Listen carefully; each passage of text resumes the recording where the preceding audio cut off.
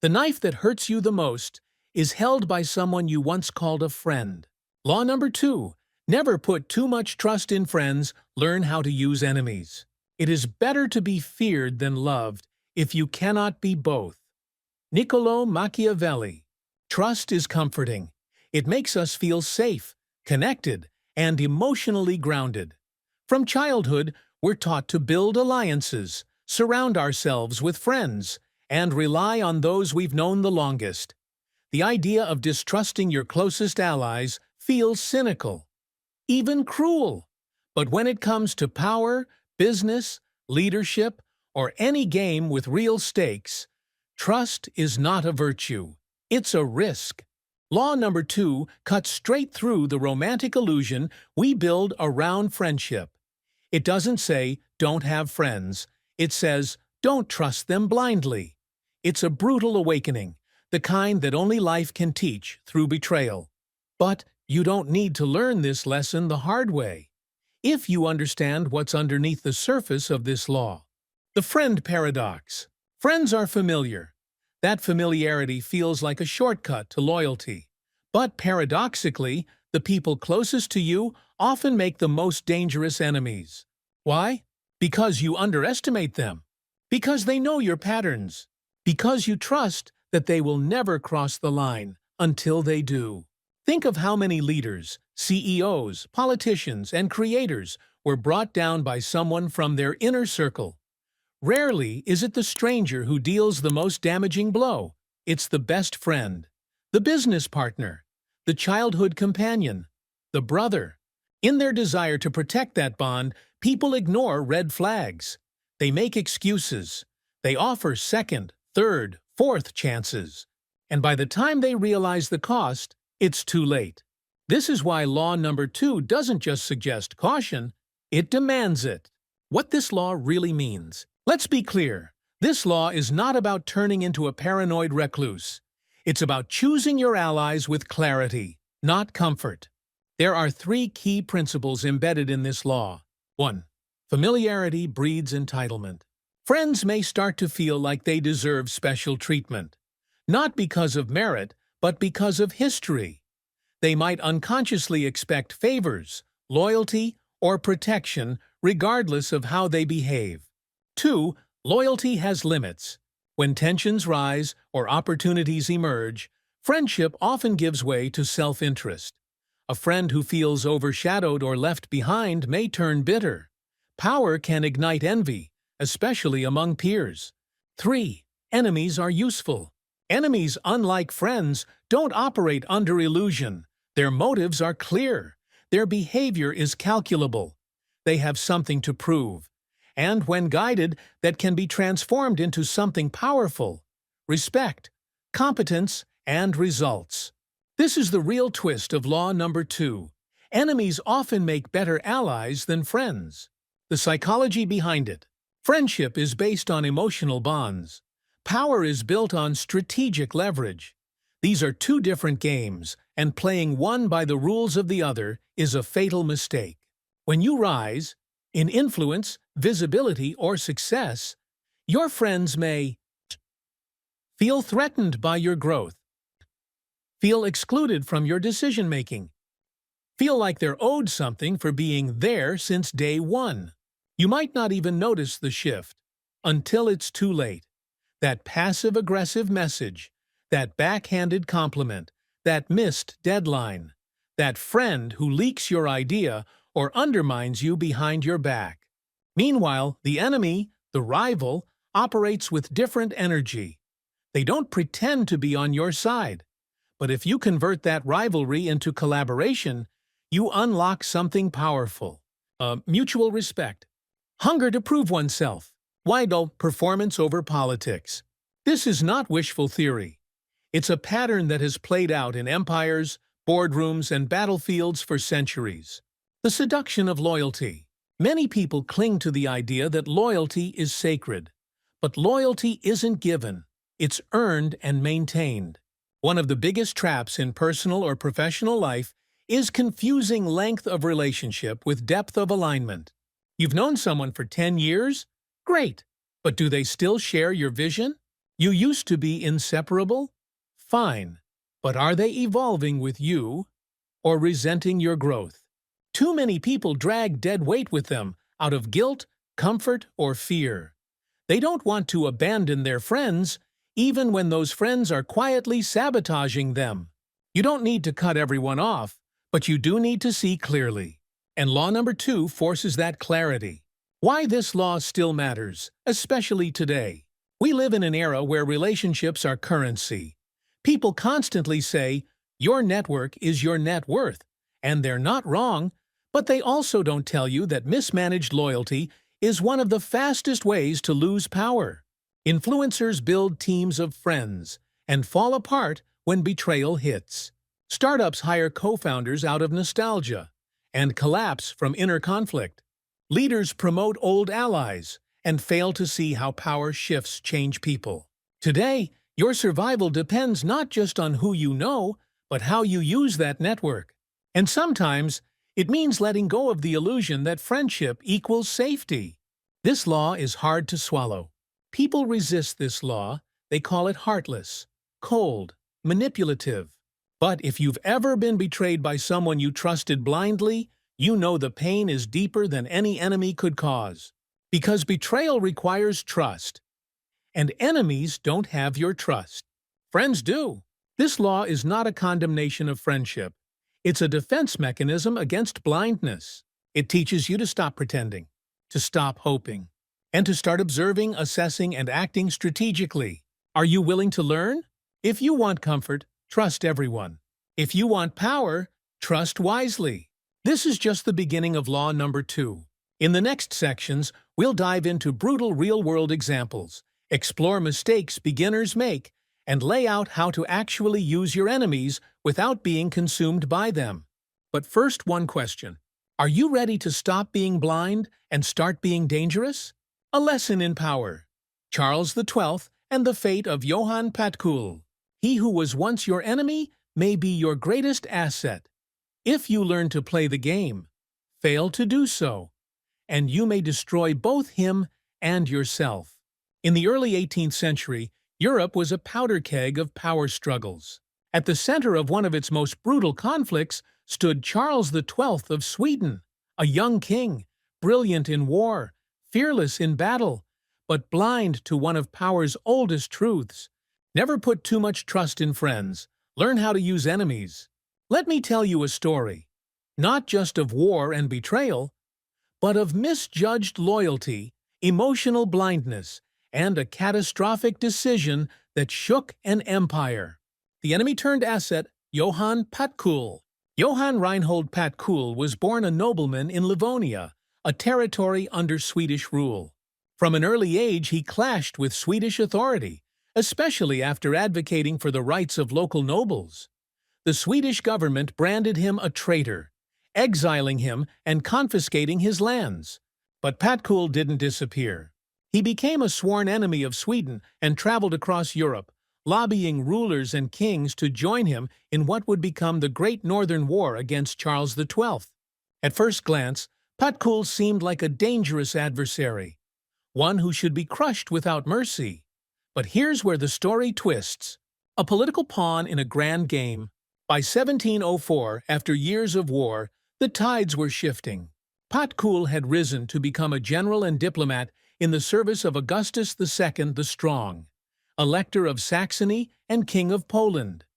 As tensions between Augustus and Charles XII escalated, Patkul was sent as an emissary to negotiate with the Swedish king. Here was the moment. Charles XII had a former traitor, a brilliant strategist, well-connected, deeply informed on his enemies, sitting at his table. He could have used Patkul. He could have turned him. He could have leveraged his unique position, an exiled nobleman, desperate to survive, now embedded in the inner circles of his rival. But instead, Charles acted emotionally.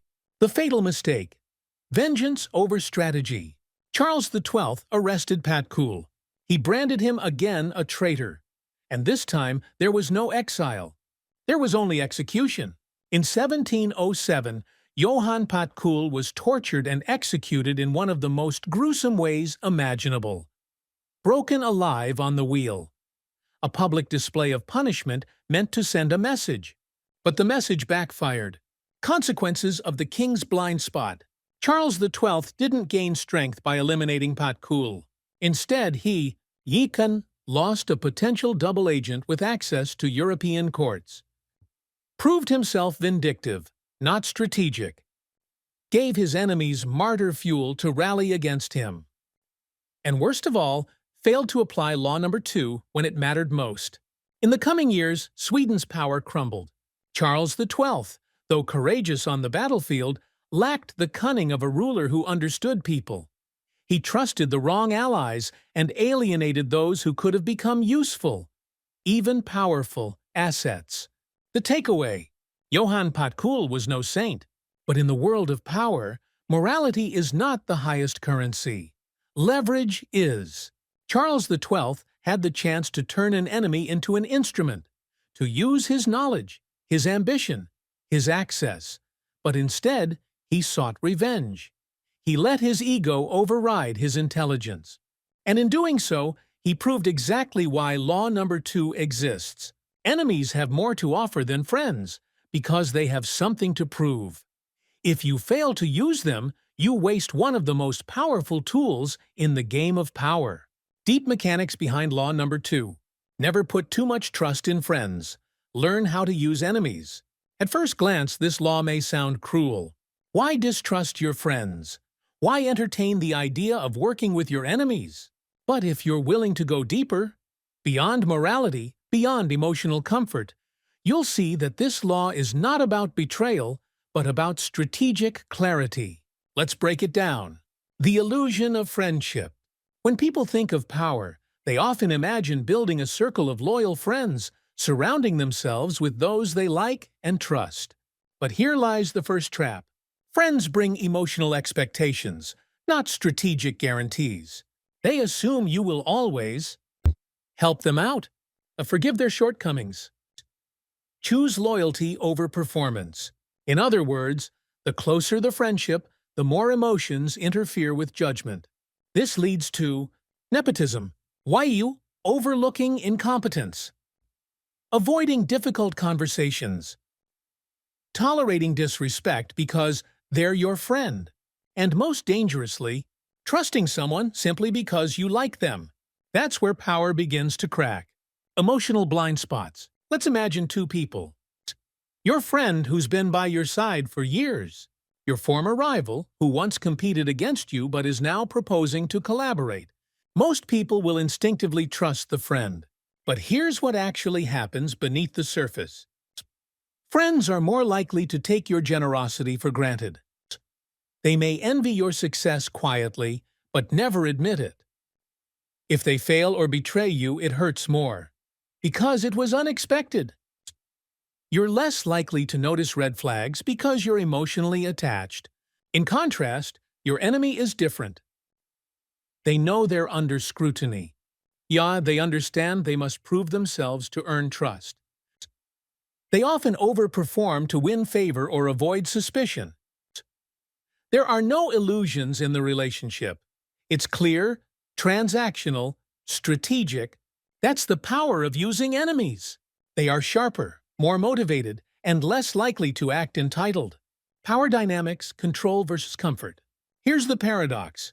With friends, you feel comfortable, but lose control. With enemies, you feel tension, but gain control. When you work with a former rival or enemy, the roles are clearer. You set the terms. You monitor closely. You reward based on performance, not history. They know their position depends on results. That clarity creates accountability. There's no "you owe me." There's only "you earn your place." The risk of friend-based power. Many leaders throughout history fell because they trusted their inner circle too much. Why? Because betrayal never comes from strangers. It comes from those you let closest. Friends have access, insight into your weaknesses, emotional leverage over you. And if they ever feel underappreciated, overshadowed, more deserving than you, and they may strike, not out of evil, but out of ego, resentment, or the slow decay of unspoken envy. Friendship is like glass. Once cracked, it never looks the same. And yet, most people only realize that after the damage is done. How enemies can serve you. Enemies, on the other hand, offer unique advantages when used wisely. 1. They know your blind spots. If they've opposed you in the past, they understand how you operate. Bringing them in allows you to see yourself through their lens. 2. They bring credibility. If a former rival endorses you publicly or joins your cause, it signals strength, growth, and often neutralizes other threats. 3. They're hungry to prove loyalty. Precisely because they know their past, they will over-deliver to show they've changed. 4. They balance your echo chamber. Too many friends means too many yes men. An ex-enemy challenges you, sharpens you, and prevents stagnation. So, should you avoid all friends? This law does not say, never have friends, trust no one. It says, don't trust friends blindly. Don't appoint based on emotions. Don't confuse familiarity with competence. Many friends can be loyal allies if they've earned their place through action, not history. The real advice is, evaluate performance over proximity. Plus, build boundaries, even with those you like. Don't ignore someone just because they were once against you. Enemies can become your sharpest tools if you learn how to hold them correctly. Practical applications. Let's bring this into real life. In business, don't hire your friend just because you like them. Hire the one who delivers. If a former competitor offers partnership, don't dismiss them. Study their offer objectively. In team building, mix familiar loyalty with strategic tension. In career, watch how friends behave when you succeed. Envy hides well in smiles. Don't close doors to people who once doubted you. They might respect you now. Use skepticism to keep every relationship in check, not through paranoia, but clarity. In life, ask, would I still work with this person if I met them today? Pay attention to patterns, not promises. Remember, true power doesn't come from trust. It comes from awareness. Final thought. This law is not about fear. It's about mastery. Mastery over your emotions. Mastery over your relationships. Mastery over your judgment. When you stop idealizing friendship and start analyzing value, you stop being manipulated and start being in control. Because in the end, your greatest threat may wear a smile, and your greatest ally may come from the other side of the table. Historical stories, kings, CEOs, politicians. 1. Julius Caesar and Brutus, the ultimate betrayal. Few betrayals have echoed through history like that of Marcus Junius Brutus against Julius Caesar. Brutus was not only a close confidant of Caesar, but also someone whom Caesar treated as a son. Caesar trusted him blindly. He forgave Brutus for past political misalignments and welcomed him into his inner circle during the final years of his life. Yet, when conspirators sought to assassinate Caesar, it was Brutus who joined them and ultimately delivered one of the fatal stabs. Caesar's final words, "Et tu, Brute," reflected not political disappointment, but heartbreak. What makes this story so critical to law number 2 is the blindness that comes from trust based on familiarity. Caesar believed that love and loyalty from Brutus would protect him. But history shows familiarity is not immunity. Those closest to you are often in the best position to destroy you. Friends are emotional. They feel owed. They compare. They expect. When those expectations are unmet, even unknowingly, disappointment turns to bitterness, and bitterness to betrayal. An enemy, by contrast, knows there's no illusion. You see them clearly. You expect resistance, and in that clarity, there's often more reliability. 2. Steve Jobs and the return to Apple. Enemies can be allies. In 1985, Steve Jobs was ousted from Apple, the company he co-founded, after internal power struggles and disagreements with then-CEO John Sculley. It was a bitter fall. Jobs left humiliated, and Apple distanced itself from him for over a decade. But in 1996, Apple was in crisis. Desperate for innovation, the company decided to buy Next, Jobs' new company. It was a strategic acquisition, but more importantly, it brought back the very man they once forced out. This wasn't a friendly reunion. Jobs was brought in as an outsider, even an enemy to the current leadership. Yet because he was no longer part of the friendly corporate circle, he had freedom to act. He made bold decisions, restructured the company, cut failed projects, and launched the iMac, setting the stage for Apple's resurrection. The man they rejected saved them, not because of loyalty, but because he had a mission, a clear view of the company's weakness, and nothing to lose. Had Apple relied on friends from within, they would have continued to sink. Jobs, once an enemy, became the savior, because he had leverage, perspective, and autonomy. 1. 3. Abraham Lincoln. Team of rivals. Strategy. When Abraham Lincoln became President of the United States in 1861, he did something unprecedented. He appointed his political rivals to key positions in his cabinet. These were not his allies. Some had publicly ridiculed him. Others saw him as weak or unfit. Yet Lincoln, understanding the stakes of the Civil War, knew he needed strong minds, not loyal flatterers. By surrounding himself with intelligent opposition, Lincoln ensured he was constantly challenged, sharpened, and never allowed to fall into the delusion of invincibility. His cabinet, full of ideological enemies, produced some of the most effective wartime governance in American history. This was not friendship. This was calculated leadership. Lincoln used his enemies as a tool of strength, not to destroy them, but to elevate the system above ego. 4. Louis XIV and the Nobles. Taming the threat. Louis XIV of France, the Sun King, understood the danger of too much familiarity from noble families. Earlier in his life, the nobles had rebelled against the monarchy in the civil wars known as the Fronde.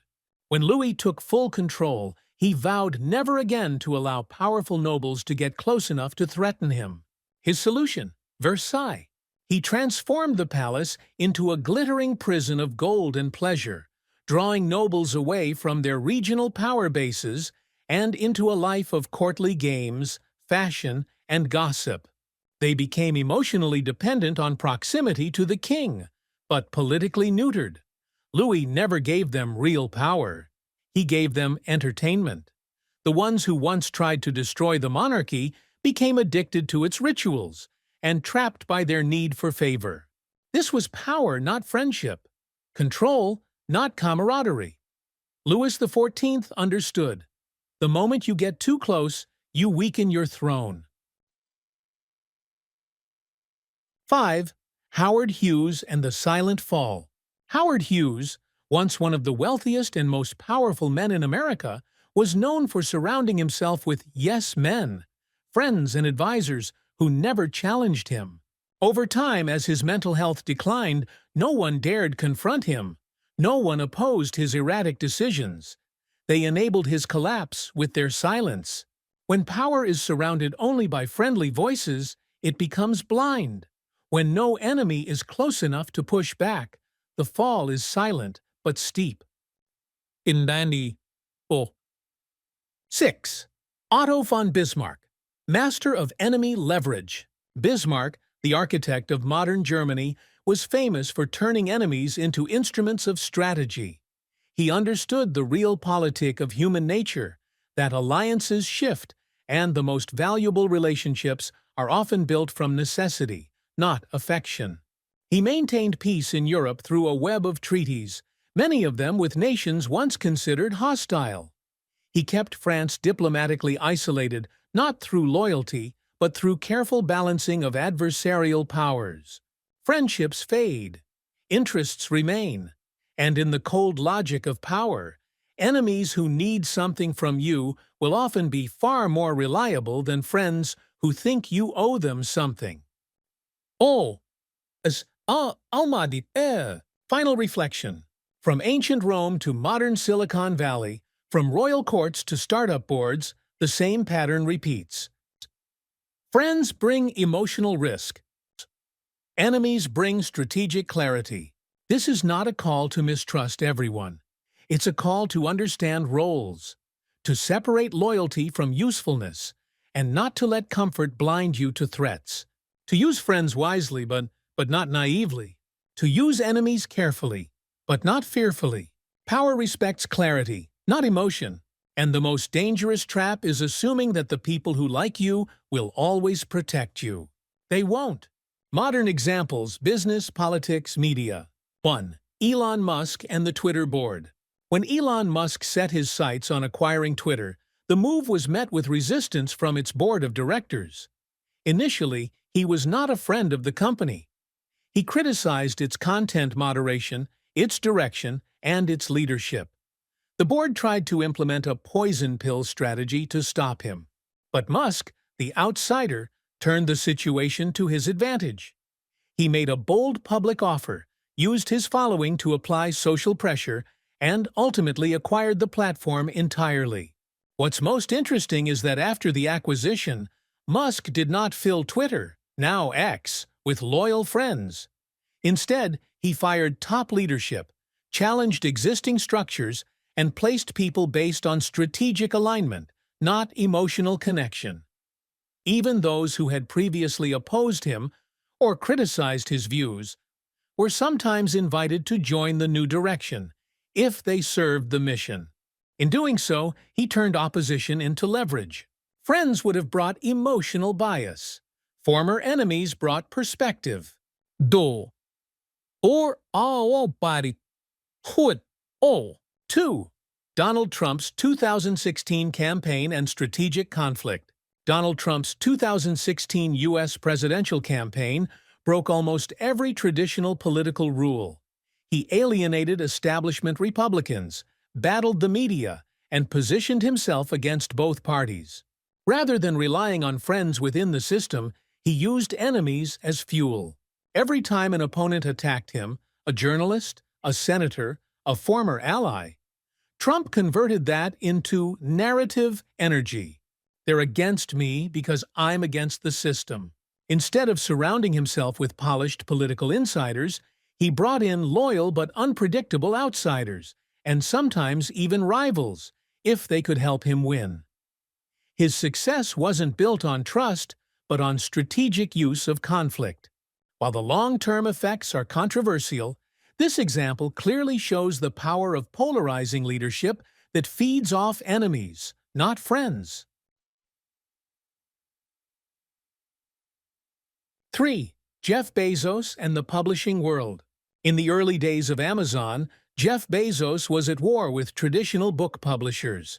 They viewed him as a threat. He was slashing prices, changing distribution models, and breaking monopolies. Many of those publishers refused to work with him. But Bezos didn't try to win them over through friendship. He didn't soften the business model to make peace. Instead, he used the conflict to position Amazon as a revolutionary force, a fighter for the reader, not the industry. Later, some of those same publishing houses returned to the table, forced by market forces to work with the man they once rejected. Bezos leveraged their resistance as validation of Amazon's innovation. 4. Kanye West and corporate backlash. Kanye West, Ye, is no stranger to controversy.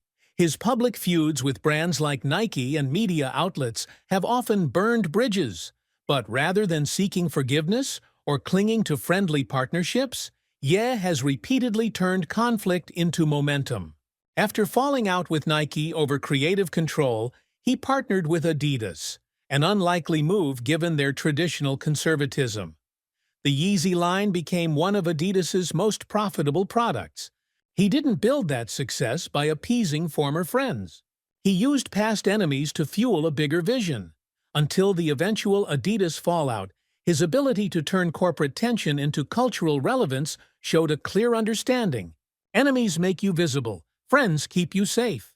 And when your goal is transformation, visibility matters more than safety. Or, Badabora. 5. Peter Thiel and Gawker. Peter Thiel, billionaire co-founder of PayPal, was once outed as gay by the online media company Gawker, an act that he considered deeply unethical. Instead of attacking them publicly, he worked behind the scenes for years, funding lawsuits against Gawker. Eventually, his support of Hulk Hogan's defamation case against Gawker led to a $140 million verdict that shut the company down. This wasn't a friend's move. It wasn't emotional. It was cold, strategic vengeance. Thiel didn't confront his enemies directly. He used others to deliver the blow. The lesson: enemies are tools, not just threats. When used with patience and calculation, they're more effective than impulsive friends. Ião? Balpras Prandidatru. 6. Netflix and Blockbuster. Enemy misjudged. In the early 2000s, Netflix was just a small DVD by mail service. Its founder, Reed Hastings, approached Blockbuster and proposed a partnership, even offering to sell Netflix to them for $50 million. Blockbuster's leadership laughed him out of the room. They viewed Netflix as an insignificant outsider. Years later, Blockbuster was bankrupt, and Netflix had transformed the entire entertainment industry. Hastings didn't try to win friendship. He accepted rejection and used it as a mission. He didn't try to compete with Blockbuster on their terms. He disrupted the system entirely. Enemies who underestimate you give you space to win. Friends who sympathize often distract you from reinventing the game. Closing insight. In the modern world where alliances shift daily, trusting friends blindly is a liability. Whether in politics, business, or culture, the same pattern plays out. But enemies make you sharper. Enemies give you narrative. Enemies make you dangerous. Friends ask for comfort. Enemies demand clarity. Mastering this law means letting go of the need to be liked and replacing it with the desire to be effective. You don't need more allies. You need more purpose. And sometimes your best leverage is the one who once stood against you. Common mistakes of beginners. The second law of power sounds deceptively simple. Never put too much trust in friends. Learn how to use enemies. But when beginners try to apply it, they often get it wrong. Why? Because they approach it with emotion, not with strategy. Let's break down the most common mistakes and how to avoid them. Pro. First mistake: trusting friends because of the past. Many beginners believe loyalty is eternal. If they helped me before, they'll never betray me, they think. But this is a fantasy. The truth is, people change. Their interests shift. And often, betrayal comes from the ones closest to you. Not because they're evil, but because closeness breeds expectation. And expectation unmet turns into resentment. So don't trust based on history. Trust based on current alignment. Apetudesor aimando wantra. Second mistake: confusing comfort with safety. Just because you're comfortable with someone doesn't mean they won't hurt you. Friends know your weaknesses. They know how you think, how you react. And under pressure, even the most trusted friend can become a threat. Comfort is not a shield, it's a soft spot. Never assume that just because someone makes you feel safe, they are safe. Third mistake: trying to be liked by everyone. This is a trap, especially for beginners. They think influence means being universally liked. But here's the truth. If everyone likes you, you're not doing anything bold. You're not challenging anything. You're not leading, you're pleasing. Real growth creates resistance. Real success attracts enemies. So stop fearing them. Learn to use that resistance as fuel. Fourth mistake: burning enemies instead of using them. When a beginner faces opposition, their first instinct is destruction. They want to cancel, block, or silence their enemies. But this law isn't about revenge, it's about leverage. Enemies can sharpen you. They can validate your mission by standing against it. And sometimes, they can even become your strongest allies. So before you react in rage, ask, how can I use this? Fifth mistake, choosing friends over skill. Beginners often give power to people just because they're friends. They think friendship will fill in the gaps of talent, but it won't. Friendship without competence leads to disaster. You need allies who are effective, not just familiar. Respect your friends, love them, but don't hand them the sword if they've never held one. Sixth mistake, using enemies too soon. After reading this law, many beginners rush to use enemies. They try to flip haters into allies or turn conflict into attention. But they don't have the leverage.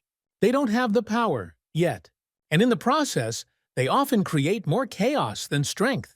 This is an advanced tool. Use it when the time is right, not when your ego is loud. Seventh mistake, trusting feelings over facts. Beginners say, he would never betray me. But that's not strategy, that's hope. And hope is a poor defense. Everyone is capable of betrayal under the right circumstances. That's not paranoia, that's awareness. Keep your heart open, but your mind alert. Power demands clarity. Eighth mistake, expecting quick results. Okay, I distanced myself from friends, I confronted opposition. Why didn't it work? Because this law isn't about instant rewards. It's about positioning. Enemies are long-term tools. Trust is a slow game. If you want quick wins, go play checkers. If you want power, play chess. And chess is slow, calculated, ruthless, beautiful. In the end, beginners make one critical mistake. They think this law is about being cold, about being heartless. It's not. It's about seeing people clearly, not through the lens of emotion, but through the eyes of power. If you learn to do that, you won't just protect yourself. You'll become someone who cannot be played. Practical advice, how to apply law number 2. Never put too much trust in friends. Learn how to use enemies. Now that you understand the stories, the psychology, and the common mistakes, the question is, what should you do? Here's a strategic blueprint, a mental protocol for applying this law in real life. Not cold, not manipulative, just clear tactical action. First, audit your inner circle. Start by asking a simple but brutal question. Who around me is here because they're useful? And who is here just because they're familiar? Familiarity is not a qualification. Loyalty isn't always lasting. List the 5 people you rely on most right now. Then ask, are they competent? Are they ambitious? Are they growing with me or slowing me down? This is not about cutting people off. It's about seeing the map clearly before you start the war. Second, watch for entitlement in friends. The closer someone is to you, the more they may start expecting favors, not based on merit, but history. When someone says, after everything I've done for you, that's a red flag. Gratitude is fine. Guilt is poison. Power cannot flow where guilt takes root. If your friends start acting like you owe them your success, it's time to set clear boundaries. Third test, before you trust. Before giving someone power, test them in low-stakes situations. Do they act with integrity when no one's watching? Do they overreact to feedback? Do they gossip or stay silent? Don't wait for betrayal to be surprised. Force the truth to reveal itself early, before it costs you something important. Fourth, control your reactions to enemies. When you're attacked, criticized, or disrespected, your instinct will be to react emotionally. Don't. Breathe. Detach. Then ask, is this enemy a threat or an opportunity? Sometimes your enemy is right. Sometimes they give you clarity. And sometimes their very opposition gives you attention, credibility, or a mirror. Enemies are tools, if you stop taking them personally. 5. Use opposition strategically. Once you've built leverage, a solid position, results, reputation, start using resistance. Examples. A former critic endorses your work. How massive credibility boost. You quote your enemy's insult and flip it into strength. Stir instant virality.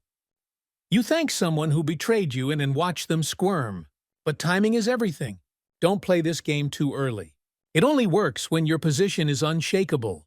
Baskin's team, man. They not pull. 6. Protect your reputation silently. Never explain yourself emotionally. Never beg for understanding. When you act, act with finality.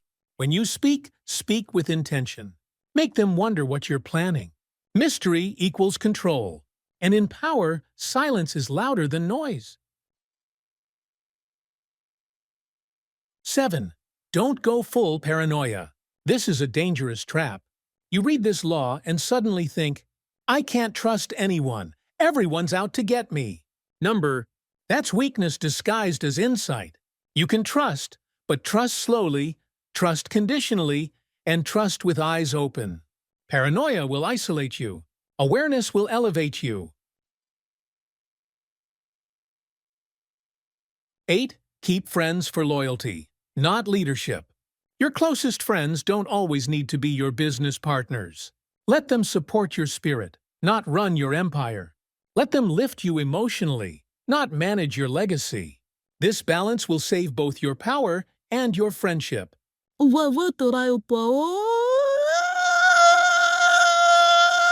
9. Upgrade your circle without guilt. You will outgrow people. And when you do, don't shrink yourself to keep them comfortable. You're not betraying anyone by evolving. Just make sure you don't drag the past into your future. And the sun that ida bow. 10th, study power without losing humanity. The greatest danger of this law is becoming too cold.